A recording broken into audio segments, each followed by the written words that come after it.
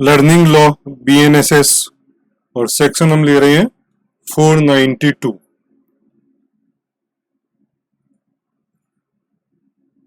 Cancellation of bond and bail bond, है ना। Suppose करो as per clause 491 if bond is forfeited, है ना। कंडीशन आपने जंप कर ली बेल बॉन्ड की, तो बॉन्ड इज फॉरफिटेड, तो उस केस के अंदर bond is cancelled.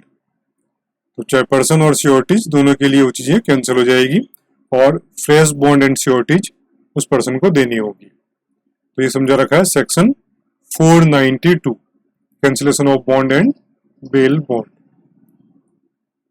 Section 493, procedure in case of insolvency of और डेथ ऑफ श्योरिटी और when a bond is forfeited.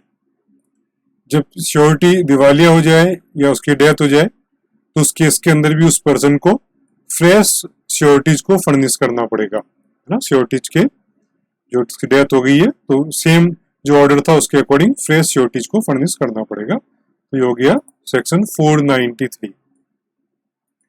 494, bond required from a child, है ना। जो ऑफेंस किया है वो यदि पर्सन चाइल्ड है तो उस केस में चाइल्ड से बॉन्ड नहीं भरवाया जाएगा, बॉन्ड केवल और केवल श्योरिटीज ही फिल करेंगे। तो bond is executed by sureties only, है ना। Section 494। 495, appeal from order under section 491। अब व्हेन बॉन्ड इज फॉरफिटेड, है ना, जो क्लॉज 491 है उसके according when bond is forfeited तो अपील करेंगे। तो अपील यदि मजिस्ट्रेट की है तो सेशन कोर्ट में होगी, सेशन कोर्ट की है तो हाई कोर्ट में होगी। तो appeal to higher court for bond when it is forfeited. Section 495 काम में आएगा फॉर अपील। और इस चैप्टर का लास्ट सेक्शन है 496, power to direct levy of amount due to certain recognizance. तो हाई कोर्ट और session court can direct any magistrate to levy due amount for appearance of person in at high court और session court.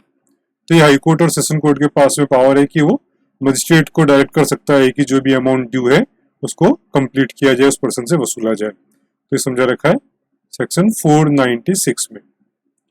इस तरह से हमने complete chapter को read कर लिया। तो चैप्टर नंबर 35 ये चैप्टर था provisions to bail and bond 478 to 496। We develop teaching, learning and revision software. So our website is onepage1lecture.in.